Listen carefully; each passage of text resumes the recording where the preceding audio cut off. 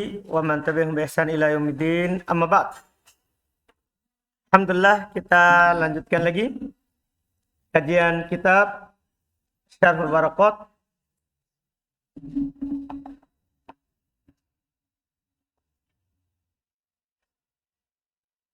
karya Imam Syekh Abdullah Al-Fauzan hafizahullah taala. Di hari ini kita melanjutkan masih di pembahasan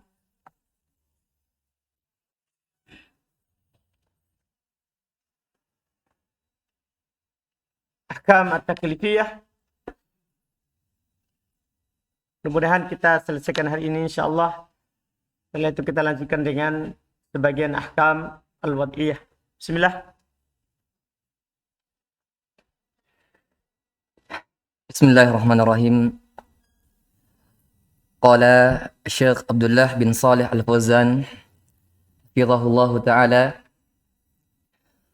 wa'lam anna lil makruhi thalathata istilahatin innal ulama'i.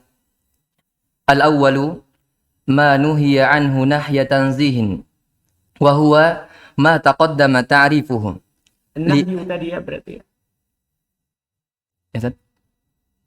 Tadi ya. لأن الأحكام أربعة وكل واحد قد خص باسم غلب عليه، فينبغي أن المكروه إذا أطلق ينصرف إلى مسماه دون غيره مما قد يستعمل فيه. Baik, kata beliau, wa'lam, ketahuilah, anna lil makruh, bahasanya untuk makruh, ini pembahasan terakhir sebagai penutup ahkam taklifiyah, bahwa untuk makruh itu salah satu istilahatin, ada 3 istilah. Ini yang perlu kita pahami supaya nanti siapa yang punya istilah itu kita bisa arahkan ke situ, dan apa istilah yang mereka pakai, jadi kita langsung paham. Walaupun dia bilang makruh, kita kadang artikan haram. Tapi ada juga di sebagian tempat dia bilang haram tapi bisa saja makruh, kan begitu. Tapi ini untuk makruh. Dia punya 3 istilah, 3 penggunaan di sisi ulama. Yang pertama, ma nuhiya anhu nahyu tanzihin. Apa yang dilarang darinya dengan pelarangan tanzih. Ini makruh yang berdasarkan yang kita pahami. Yang ini namanya makruh tanzih. Ini yang pertama, ini keumumannya indal mutaakhirin, ini yang mereka pakai. Dilarang tapi larangan tanzih. Maksudnya makruh yang kita paham. Iya, yang kita lewat kemarin pengertiannya. Iya, apa yang diminta oleh syariat tapi ghair jazm. Wa huwa ma taqaddam ta'rifu. Beliau bilang inilah yang telah lewat pengertiannya itu. Yang artinya makruh kemarin, inilah dia. Namanya makruh tanzih. Li'annal ahkama arba'ah, karena hukum itu ada 4. Wa kullu wahidin qad yakhusu bismin ghalaba alaih. Setiap salah satunya telah dikhususkan untuk isim yang kebanyakannya di atas itu.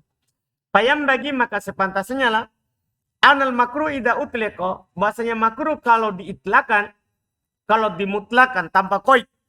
Kalau bilang ini makruh tanpa ada dibilang makruh tanzih, makruh tahrim, kan itu namanya qaidnya. Maka sepantasnya kalau makruh dimutlakan tanpa qaid, yang sorifu ila musammah duna ghairihi, maka dia diarahkan kepada penamaannya bukan selainnya. Wa qad yusta'malu fi, mimma qad yusta'malu fi, dari apa-apa yang dia kadang digunakan untuk itu. Paham kan? Kan tadi kan nanti kan kadang digunakan untuk yang haram. Iya kan? Tapi sepantasnya kalau dibilang makruh berarti yang itu. Itu lebih diutamakan daripada selainnya. Kemudian yang kedua, maqala hafizahullah ta'ala, الثاني الحرام وهو غالب إطلاقات المتقدمين. Ini harus antum pahami baik-baik. Karena mutaqaddimin nanti mereka bilang makruh. Ini orang di belakangan pahami maksudnya apa? Makruh yang tadi, yang nomor 1. Padahal bukan. Ini yang antum harus pahami. Mutaqaddimin ini nanti penggunaan yang kedua. Ahmad wa Syafi'i فإنهم يعبرون عن الحرام بلفظ الكراهة تورعا وحذرا من الوقوع في النهي عن القول هذا حلال وهذا حرام لقوله تعالى ولا تقولوا لما تصف ألسنتكم الكذب هذا حلال وهذا حرام لتفتروا على الله الكذب ولكن كثيرا من المتأخرين غلطوا على Biasa. غلطوا على أئمتهم ففسروا لفظ الكراهة في كلامهم بكراهة التنزيه وهذا لم ترده الأئمة ومن كلام الإمام أحمد أكره المتعة والصلاة في المقابر وهما محرمان وفي مختصر Hero. الخرقي ويكره أن يتوضأ في آنية الذهب والفضة قال ابن قدامة رحمه الله تعالى Aroda. أراد بالكراهة التحريم ولا أعلم فيه خلافا وذلك لقيام الدليل على التحريم. Ini Masya Allah. Ini adalah jalan keluar ilmu besar. Karena Imam Syafi'i sering sekali bilang makruh. Jadi orang-orang bilang kalau pengikut Syafi'i, apalagi di Indonesia, Imam Syafi'i ini bilang makruh. Di kitab disebutkan kitabnya, tapi dia tidak paham apa makruh menurut Syafi'i. Ini penting. Demikian pula Imam Ahmad. Asani makna yang kedua adalah al-haram. Jadi dia bilang makruh tapi maksudnya apa? Haram. Wahwa ghalibu itlaqatil mutaqaddimin. Ini keumuman penggunaan orang-orang terdahulu. Ini harus hati-hati. Kal Imami Ahmad wa Syafi'i. Seperti penggunaan Imam Ahmad, Imam Syafi'i. Hati-hati kalau Imam Ahmad bilang ini makruh. Ini makruh. Fa'innahum yu'abbiruna anil harami bilabdil karohati. Sesungguhnya mereka mentakbir, mengungkapkan tentang perkara yang haram dengan lafaz makruh. Tapi kenapa? Apakah mereka salah? Enggak, karena mereka warok. Berhati-hati. Ya, mereka menghindari dari jatuh dalam larangan firman dari berucap atas nama Allah ini halal, ini haram. Kan ini dilarang kalau dibilang haram langsung. Mereka hati-hati, waronya mereka kuat di ketakwaan Imam Syafi'i, Imam Ahmad dan orang-orang sebelum mereka dari kalangan tabi'in, atba'ut tabi'in. Ya. Mereka takut akan firman Allah Ta'ala, wala taqulu. Jangan kalian katakan terhadap apa yang dikatakan oleh lisan-lisan kalian yang dusta, ini halal, ini haram. Sehingga supaya tidak seperti itu mereka katakan apa? Makruh. Hati-hati jangan sampai ini salah kita bilang. Pendapat yang kita uraikan ini apa? Salah. Kita sudah terlanjur bilang apa? Ini haram, ini apa? Makruh. Padahal ini haram, ini halal. Dipahamkan? Jadi makanya mereka berpindah dari lafaz halal menjadi lafaz apa? Dari lafaz halal haram mereka pindah menjadi apa? Makruh. Dipahamkan? Karena waronya mereka, ketakwaan mereka. Litaftaru 'ala Allahil kadziba, untuk mengadakan kedustaan atas nama Allah. Akan tetapi kebanyakan dari orang-orang belakangan ini masalah. Ghalitu, mereka salah. Ala a'immatihim, atas para imam-imam mereka. Iya, saya pernah nonton orang yang membantah.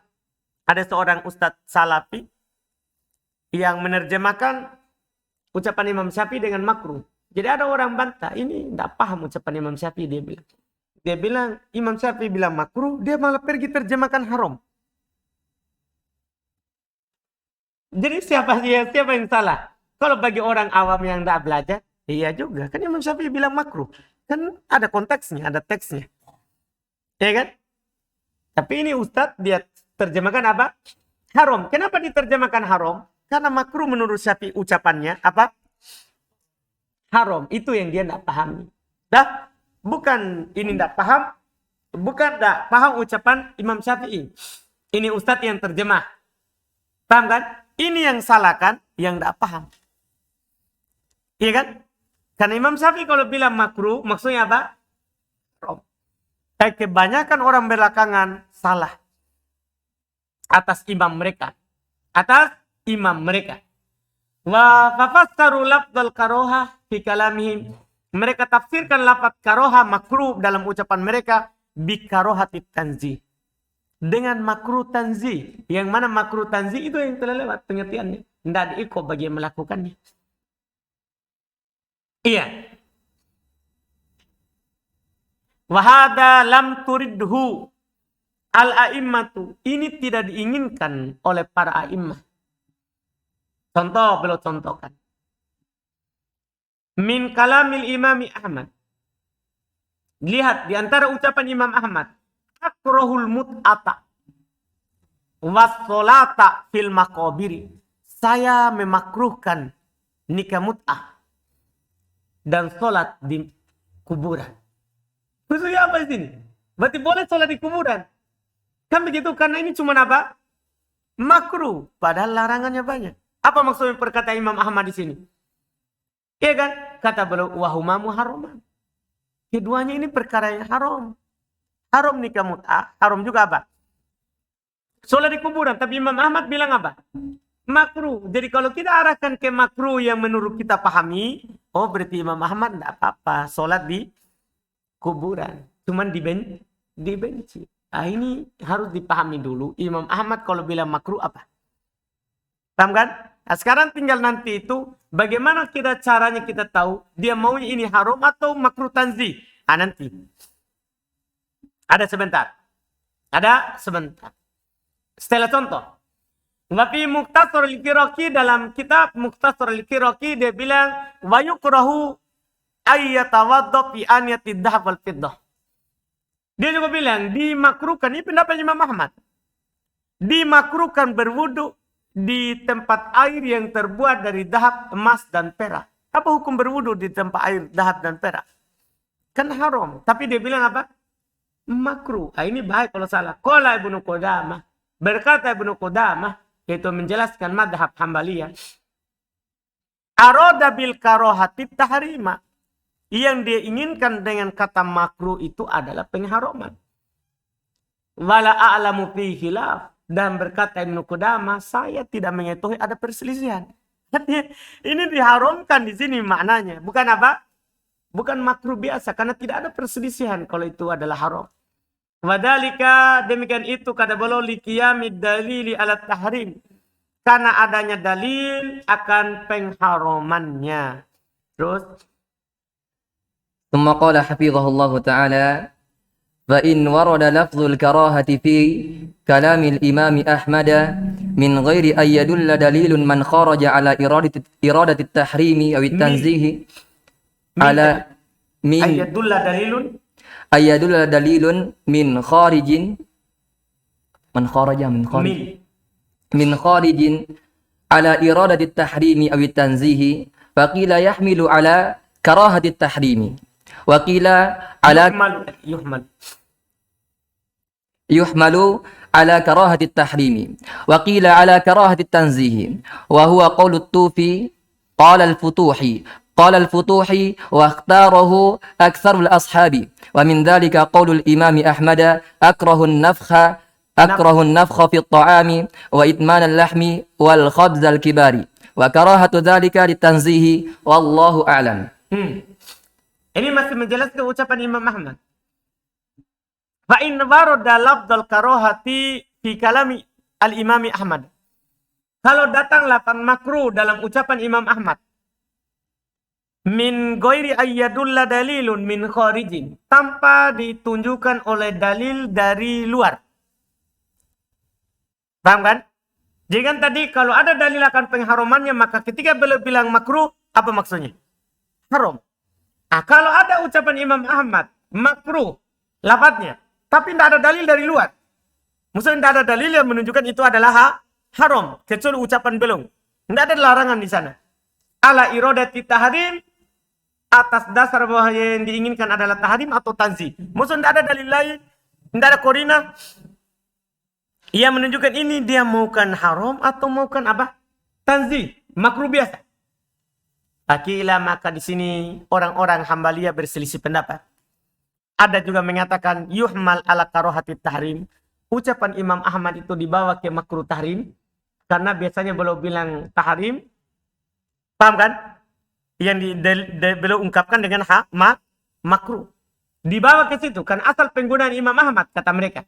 Wakilah pendapat kedua juga dari orang Hambali, ala karohati tanzih. Kalau tidak punya dalil dari perkara lain, dari luar yang menunjukkan haramnya, maka dibawa ke tanzih, makruh biasa. Wa qaulu Tufi, dan berkata Al-Futuhi rahimahullah, waqtaruhu aktsarul ashab. Ini dipilih oleh kebanyakan orang-orang Hambali. Ini dipilih oleh kebanyakan al-ashab. Al-ashab maksudnya Hambali. Hambali. Ini kebanyakan dipilih oleh mereka. Artinya kalau ada dalil yang melarang, berarti Imam Ahmad bilang makruh, haram berarti. Ya kalau Imam Ahmad bilang makruh tapi tidak ada dalil, berarti yang maksudnya adalah apa? Makruh tanzih. Dipahami kan? Walaupun ada sebagian Hanabila juga mengatakan tahrim. Wa min dzalika. Contoh ini yang tidak ada dalilnya.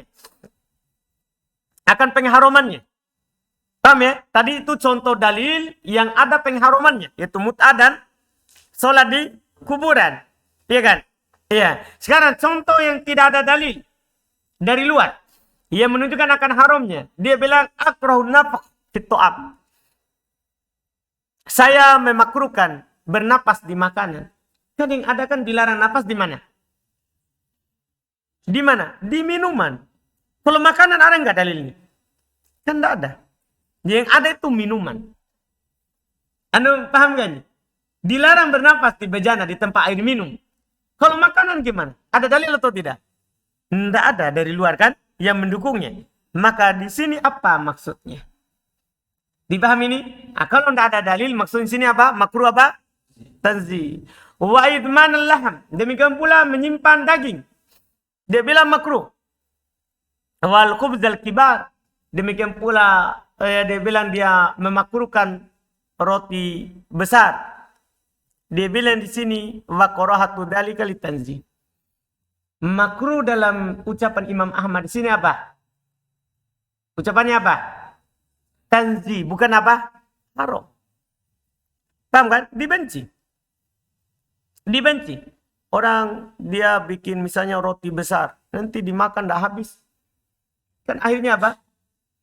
Mubadzir. Tapi kan dalil mubadzir lain. Tidak ada dalil apa? Yang disebutkan. Demikian pula ketika seorang bernapas di makanan. Kan hanya dikhawatirkan ada apa? Ada kumannya kan begitu. Iya. Nanti atau menyebabkan seorang merasa jijik. Karena kita sudah apa? Sudah tiup. Tadi kan makanan seharusnya bisa kita makan sama-sama. Tapi karena dia tiup. Yang lain apa? Jijik. Tapi tidak ada dalil. Dipahami kan? Tidak ada dalil. Nah, makanya makruh di sini apa? Tanzih. Tapi dari sisi orang Hambali sendiri, ini dipilih oleh mayoritas Hambali. Ini dipilih oleh mayoritas Hambali. Kalau beliau bilang makruh ada dalil pelarangannya, haram. Kalau dibilang makruh tidak ada dalil pelarangannya secara khusus, paham kan? Maka apa? Makruh tanzih. Ini yang harus dipahami dari istilah. Terus ثم قال حفظه الله تعالى والثالث من الاصطلاحات في لفظ المكروه ترك الأولى وهذا أهمله أكثر الأصوليين وذكره الفقهاء وهو واسطة بين الكراهة والإباحة والفرق بين المكروه وخلاف الأولى أن ما ورد فيه نهي مقصود يقال فيه مكروه كما تقدم وما ليس فيه نهي مقصود يقال فيه خلاف الأولى ولا يقال مكروه كترك سنة الظهر مثلا قال الزركشي بعد أن عرض أقوال العلماء في هذه المسألة والتحقيق أن خلاف الأولى قسم من المكروه ودرجات المكروه تتفاوت تتفاوت ودرجات المكروه تتفاوت كما في السنة ولا ينبغي أن يعد قسما آخر وإلا لكانت الأحكام ستة وهو خلاف المعروف أو كان خلاف الأولى خارجا عن الشريعة وليس كذلك. Baik, asal penggunaan ketiga. Wa minal istilahati fil lafdzil makruh, termasuk istilah dalam penggunaan lafaz makruh adalah tarkul aula, meninggalkan yang lebih utama. Ini makruh. Kenapa? Ditinggalkan yang lebih baik. Atau paham ini? Bukan berarti makruh artinya apa? yang dibenci, yang diminta untuk meninggalkannya. Dipahami nih, tapi dia tinggalkan yang lebih utama. Jadi setiap orang meninggal yang lebih utama, dia bilang apa? Makruh dia tinggalkan. Paham penggunaannya? Ini penggunaan ketiga. Kata beliau wahada ahmalahu aksarul usuliyin. Kalau makna yang ketiga ini tidak disinggung oleh para ahli usul, ditinggalkan oleh mereka. Wadzakarahul fuqaha, adanya di dalam buku-buku fikih. Adanya dalam buku-buku apa? Fikih. Wa huwa wasithatun bainal karohati wal ibahah. Itu tarkul aula itu di antara makruh dan mubah. Paham kan? Di antara makruh dan apa? Mubah. Tidak makruh, tidak juga dikatakan apa? Mubah. Ah, terus apa bedanya kalau begitu makruh dan khilaful aula? Kalau mubah kan jelas. Kalau makruh dan khilaful aula, apa bedanya? Karena penggunaannya juga nih. Wal farqu bainal makruh wa khilaful aula, perbedaannya antara makruh dan menyelisih yang lebih utama, annama warada fihi nahun maksud yuqalu fihi makruh. Bahwasannya apa yang datang larangan padanya yang dimaksudkan maka dikatakan makruh kalau ada larangannya. Wa ma laisa fihi nahun maksud yuqalu fihi khilaful aula. Dan apa yang tidak ada larangan yang dimaksudkan padanya maka itu khilaful aula, menyelisih yang lebih utama. Kalau ada larangannya, tapi dipalingkan, tidak dijazm, maka makruh. Paham kan? Dipahami nih. Kalau dia dimaksudkan pelarangannya, kalau dia tidak dilarang, tidak ada pelarangannya yang dimaksudkan, tapi dilarang karena dia menjadi sebab. Dipahami ini kan? Maka dibilang apa? Khilafu al-aula, menyelisih yang lebih utama. Menyelisih yang lebih utama. Jadi bedanya tadi dimaksudkan pelarangannya, tapi tidak dijazm. Kalau yang kedua ini tidak dimaksudkan pelarangannya. Ya, tidak dimaksudkan pelarangannya. Itu yang menurut mereka. Ini pembahasan fikih. Pembahasan fikih. Dicontoh sebentar, lihat. Yang beliau akan katakan, insya Allah akan lebih jelas lagi. Beliau bilang, wala yuqalu makruh. Dan ketika tidak ada pelarangan yang dimaksudkan di situ, tidak boleh antum bilang ini makruh. Kalau makruh kan apa? Pengertiannya kembali ke pengertian makruh. Kan apa? Tolaba asyar'u tarkahu. Kan kalau makruh kan apa yang diminta oleh syariat apa? Untuk meninggalkan. Ini kan tidak ada dimaksudkan. Paham kan? Tidak ada langsung diminta untuk meninggalkannya. Ini belum bilang. Makanya tidak dinamakan makruh. Kalau khilaful aula. Belum bilang begini. Contoh. Katarki sunat di duhur masalah. Seperti kalau ada orang meninggalkan sholat sunat duhur. Apakah ada dilarang untuk meninggalkannya? Paham? Kalau ada di sana hadits yang melarang untuk meninggalkan sholat sunnah sebelum duhur. Kita bilang apa? Hah? Kita katakan apa? Makruh. Sekarang, ada orang meninggalkan sholat sunnah duhur. Kan tidak ada larangannya. Tapi dia tinggalkan. Apa kita bilang? Tarku khilaful aula. Dia menyelisih yang lebih utama. Utamanya kan dia sholat. Tapi sekarang dia apa? Tinggal. Ada paham bedanya? Nah?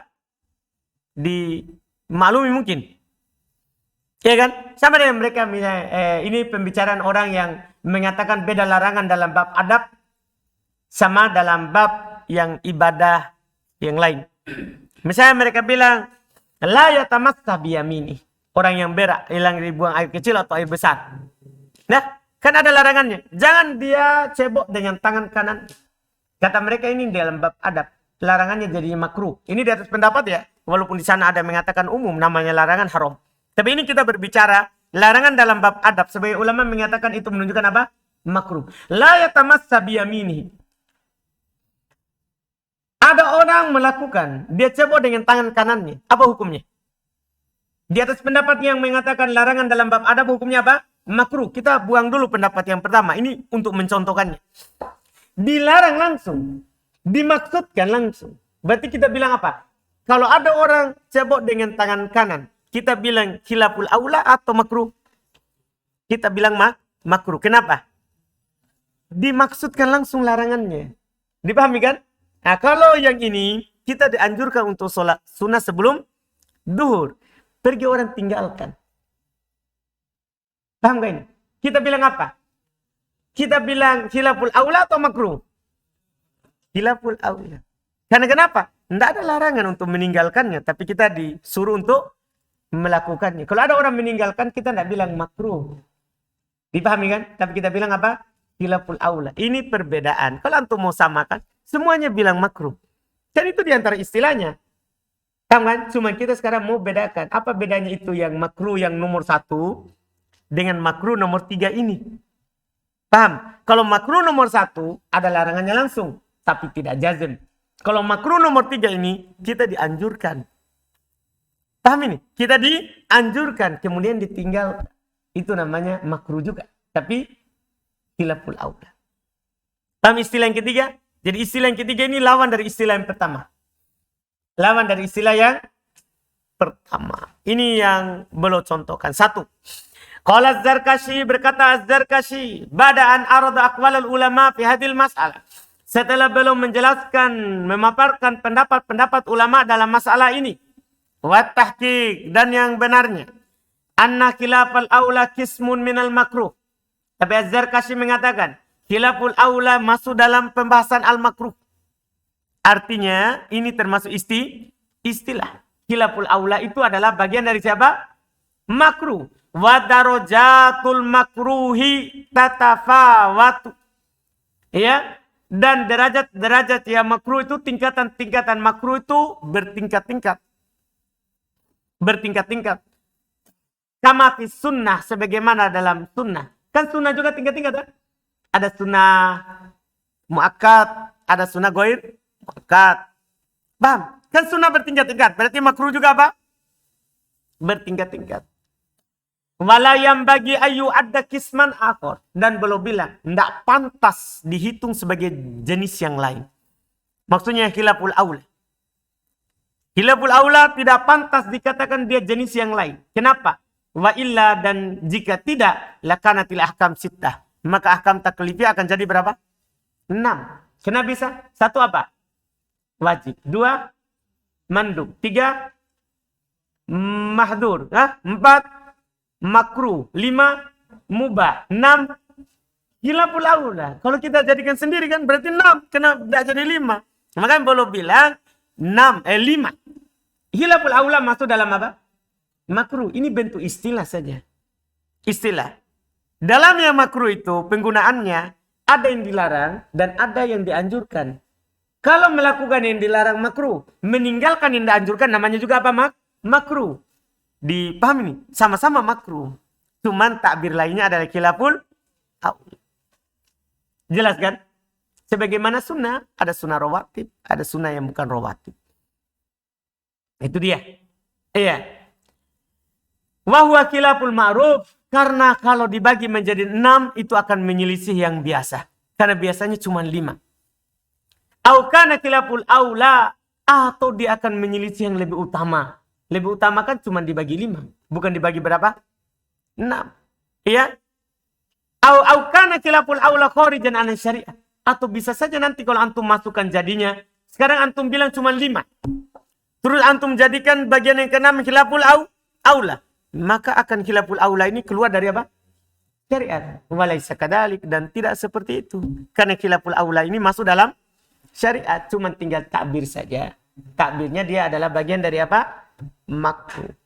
Bagian dari makruh. Ini penggunaannya yang paling pokok itu bukan yang khilaful aula. Kalau dalam istilah usul fikih tidak ada khilaful aula. Yang paling pokok adalah nomor 1 dan nomor 2. Karena sebenarnya nomor 3 ini adalah nomor 1. Cuma bedanya satu ada larangan, satunya ada anjuran. Ada anjuran. Satunya makruh kalau dilakukan, satunya makruh kalau ditinggalkan. Dipahami kan? Yang paling pokok adalah nomor 1 dan nomor 2. Harus dipahami istilah ulama mutaqaddimin. Kadang mereka takbir makruh, tapi dia bilang apa? Haram. Itu yang perlu diketahui. Supaya tidak salah paham nanti dalam fikih. Dalam apa? Fikih. Berikutnya.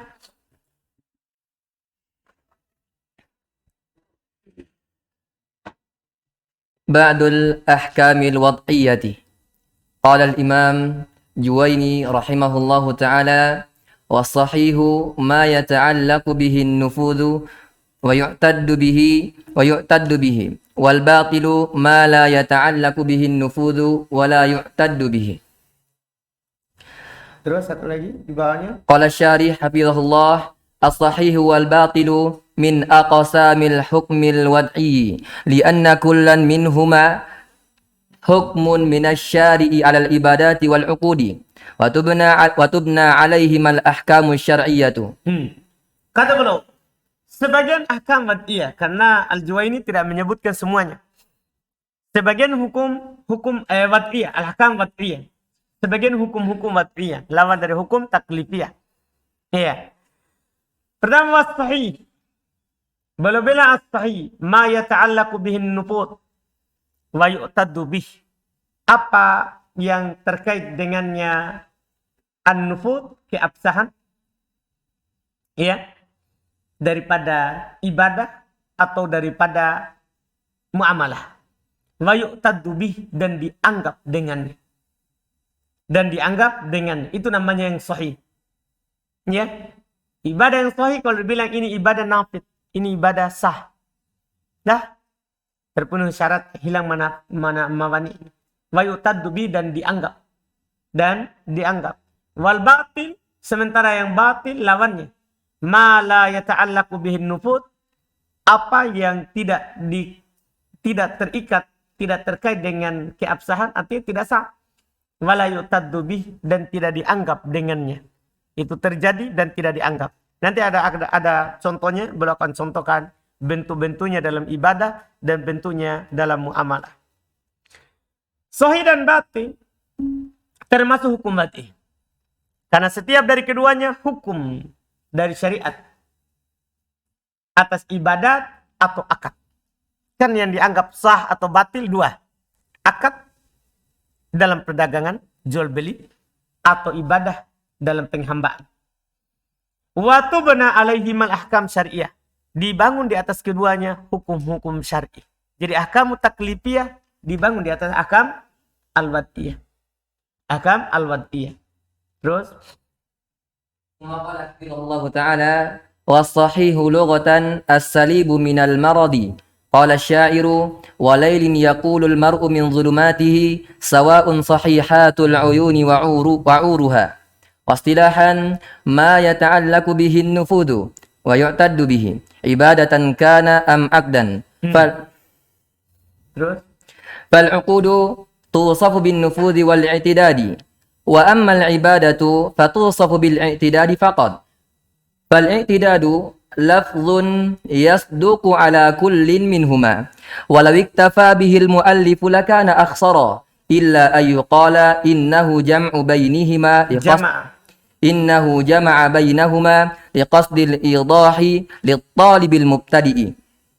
ولا يعتد بالعبادة أو العقد إلا إذا توفرت الشروط وانتفت الموانع فيحكم بالصحة. فمن صلى صلاة مجتمعة شروطها وأركانها منتفية موانئها فهي صحيحة أي معتد بها شرعا. ومن باع بيعا كذلك فهو نافذ ومعتد به. Kata beliau sahih. Sekarang belum mulai menjelaskan sahih. Secara bahasa as-salim minal marad, yang selamat dari sakit, itu dibilang sahih. Secara bahasa ini orang sahih, maksudnya sehat, kita bilang. Selamat dari sakit.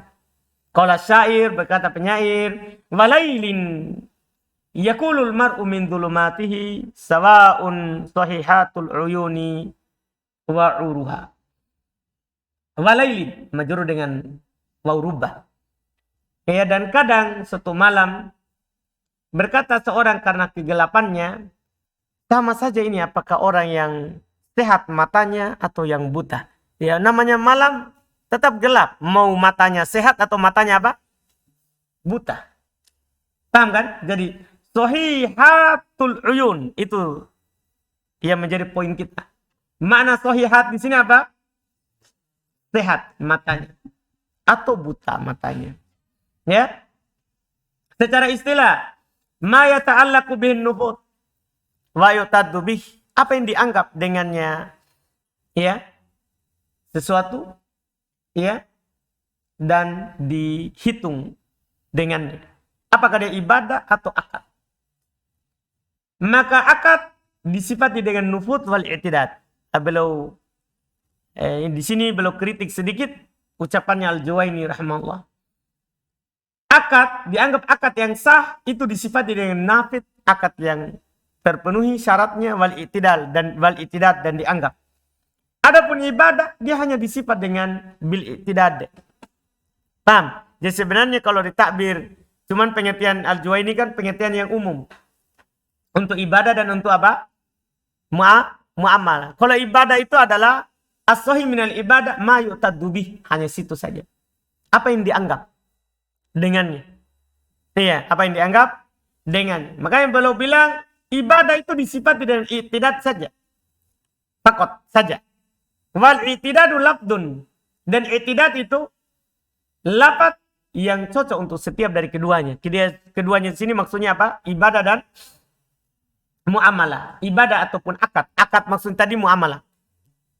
Iya, akad tadi maksudnya muamalah. Seandainya penulis hanya mencukupkan dengannya saja, yaitu dengan ma yu'taddu bih, tidak perlu lagi ma yata'allaqu bihin nufut. Paham? Seandainya penulis tidak pakai nufut, beliau cuma bilang ma yata'allaqu bihin ma yu'taddu bih, itu sudah cukup. Karena yu'taddu itu bisa untuk ibadah, bisa juga apa? Hah? Akad, muamalah, kan begitu. Tapi beliau tambah kata an-nufut. Karena sebenarnya itu nufut sama yu'taddu sinonimnya.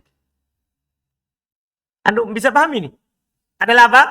Bisa dikatakan sebagai apa? Sinonimnya. Beda lafaz tapi sama maksudnya. Sama maksudnya.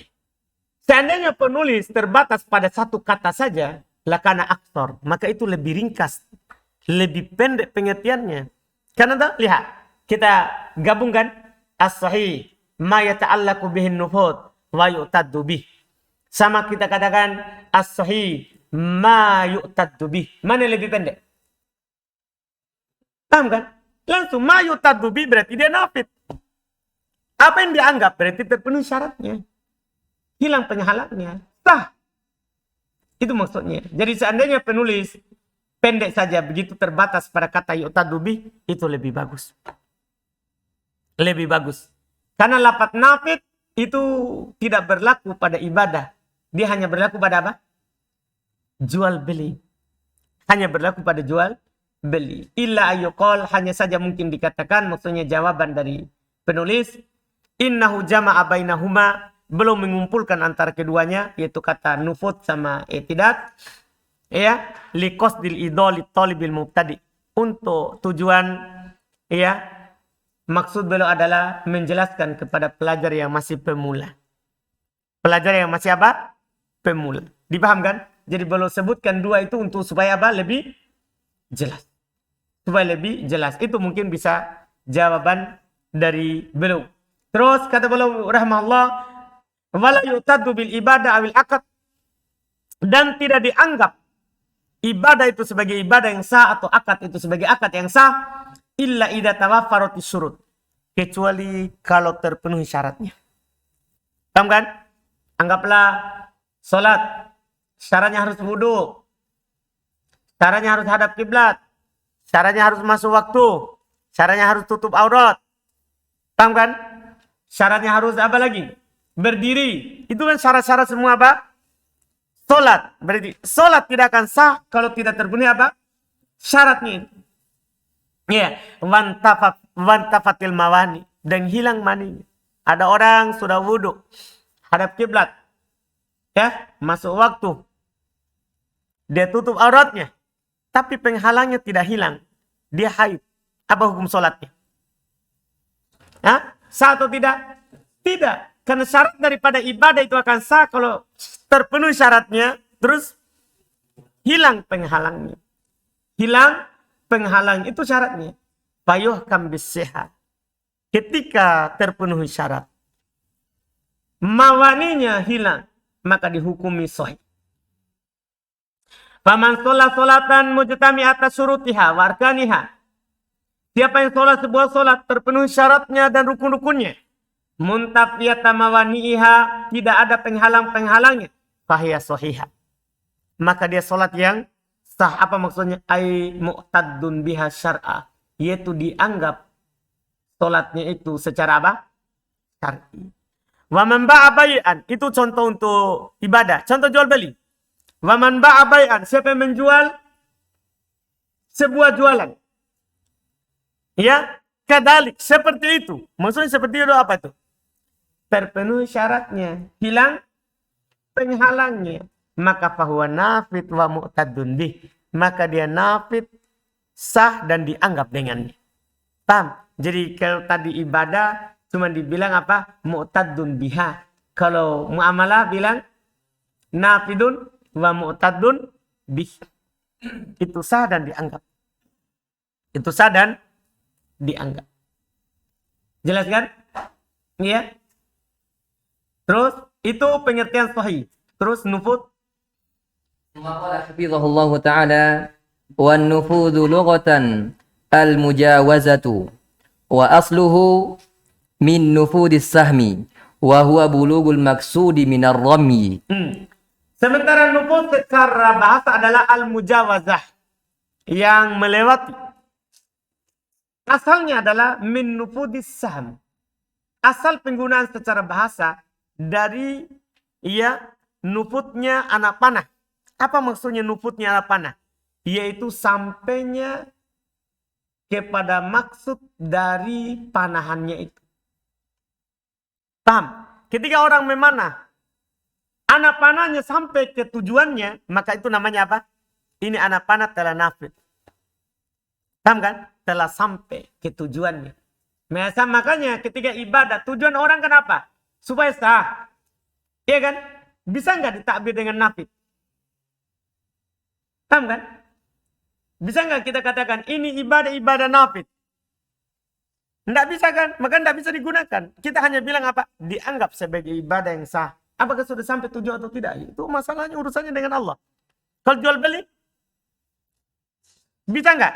Bisa, karena tujuan daripada jual beli adalah pindah milik. Ketika saya beli, antum jual, pindah milik. Dari antum menjadi milik saya. Berarti terpenuhi sampai maksud. Makanya ditakbir dengan apa? Nafid. Itu bedanya. Takbir dengan nafid.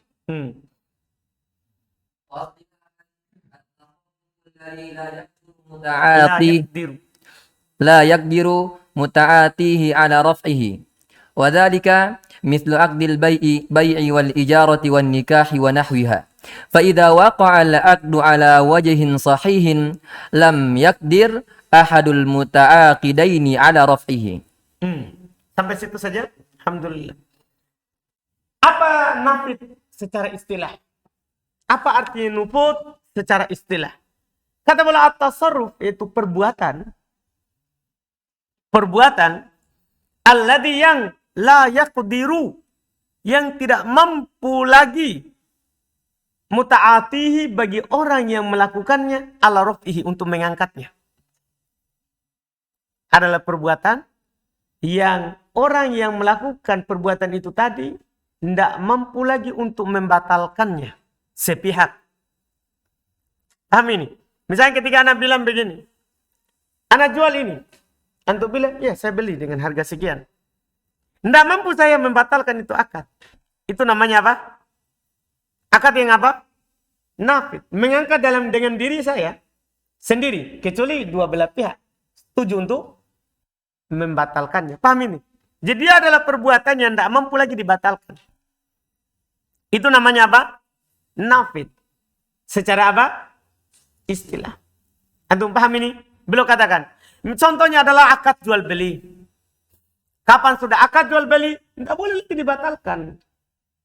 Kan sudah pindah milik. Sudah apa? Pindah milik. Tidak boleh. Kapan diangkat? Kita dolim. Wal ijaro, akad sewa menyewa. Kapan dia bilang, saya sewakan ini punya. Ada orang datang bilang, iya saya tawar untuk disewa. Dia bilang, iya baik. Kita sepakat. Tidak bisa lagi diangkat.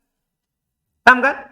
Kecuali sudah habis masa sewanya. Demikian pula akad nikah. Kapan orang bilang saya nikahkan kamu dengan anak saya dengan mahar sekian, dia bilang saya terima.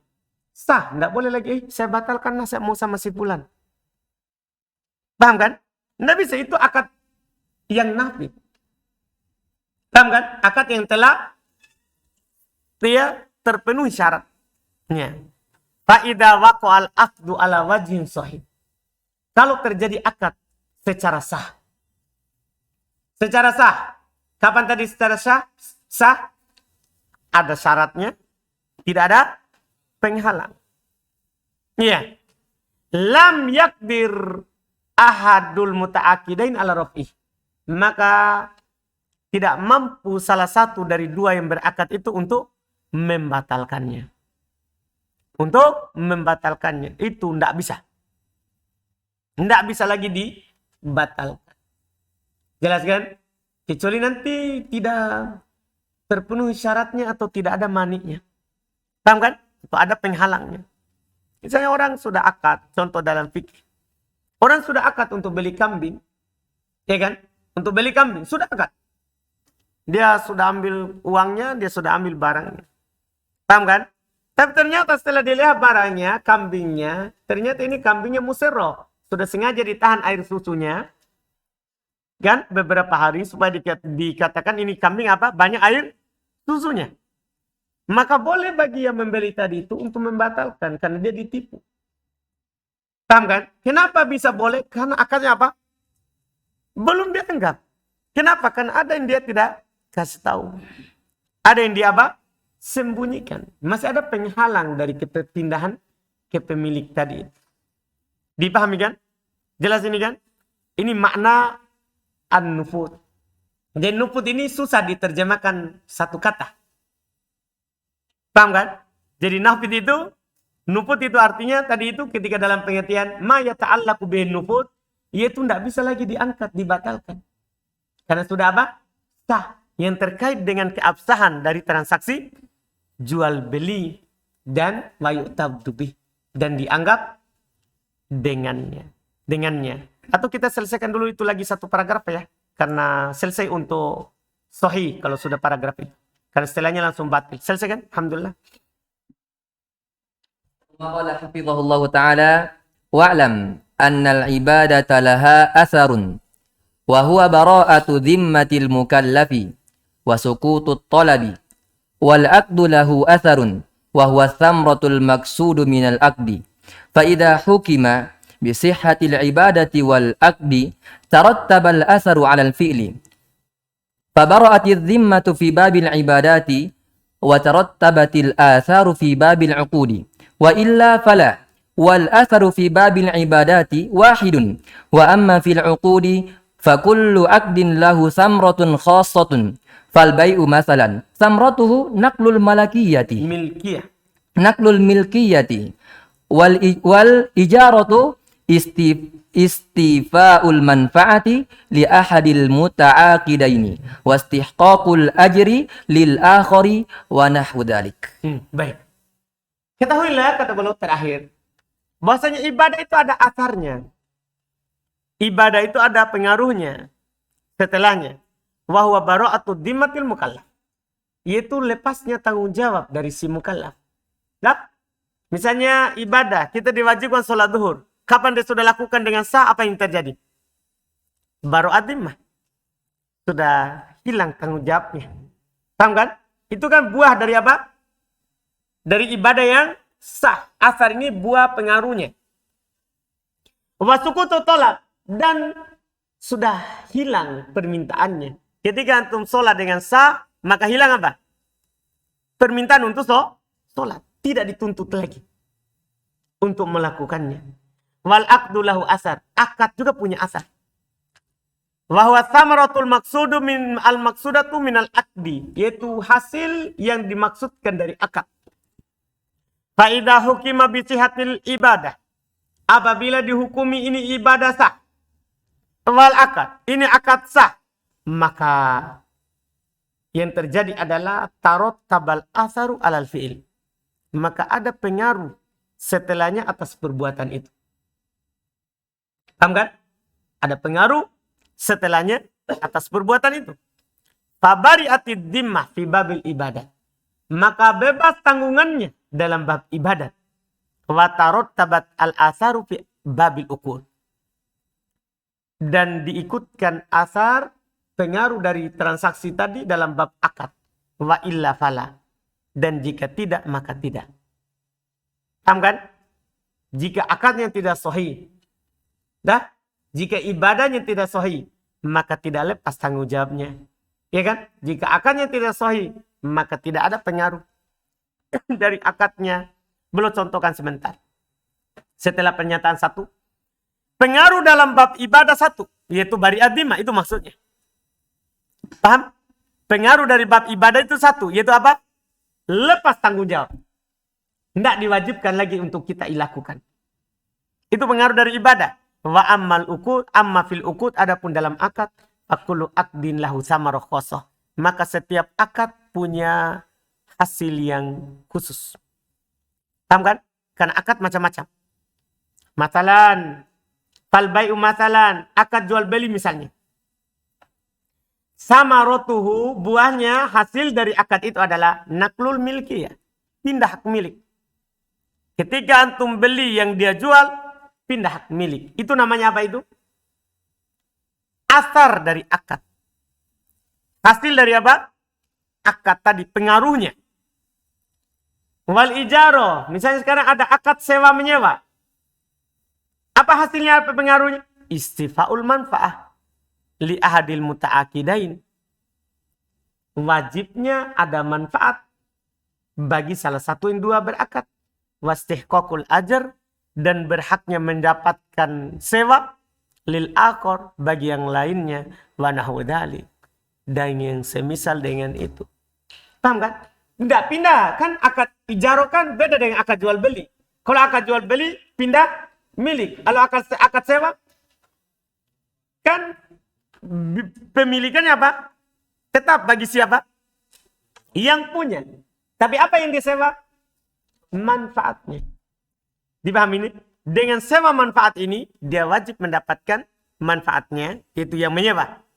Yang menyewakan, wajib dia dapat apa? Ajarnya.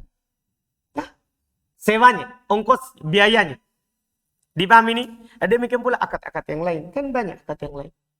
Nah, ada namanya akad rohon. Atau akad rohon, akad gade. Akad gade itu apa lagi? Ya kan? Dia gadekan barangnya, tidak pindah ke pemilikan. Karena barang ini sebagai apa? Jaminan. Terus dia berhak mendapatkan, ya kan? Imbalan dari jaminan tadi. Tapi apakah pindah ke pemilikan? Tidak. Dia manfaatkan, nanti dia ganti lagi seperti itu. Dia ganti lagi seperti itu. Itu akad gade. Ada juga namanya akad wadi'ah. Atau akad wadi'ah itu cuma dia titip. Cuma dia apa? Titip. Tidak pindah ke pemilikan. Kapan dia mau, dia langsung ambil. Dipahami kan? Tergantung akadnya apa. Tergantung bentuk akadnya. Nah, ini berbeda-beda kalau dalam akad jual beli. Kalau dalam ibadah, satu. Itu ibadahnya sah atau tidak. Lepas tanggung jawab kewajiban atau tidak.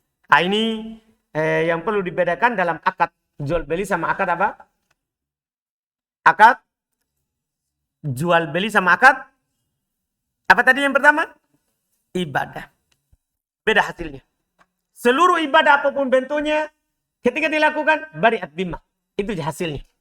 Tidak wajib lagi kamu berpuasa, tidak wajib lagi kamu sholat, tidak wajib lagi kamu haji. Paham kan? Itu namanya akad apa? Ibadah. Demikian pula zakat. Kan semuanya akad apa? Ibadah. Kalau akadnya jual beli, apa hasilnya? Tergantung akad. Itu dibahas di fikih. Dibahas di fikih. Ini sahih. Jadi yang panjang ini penjelasan itu makna sahih tadi.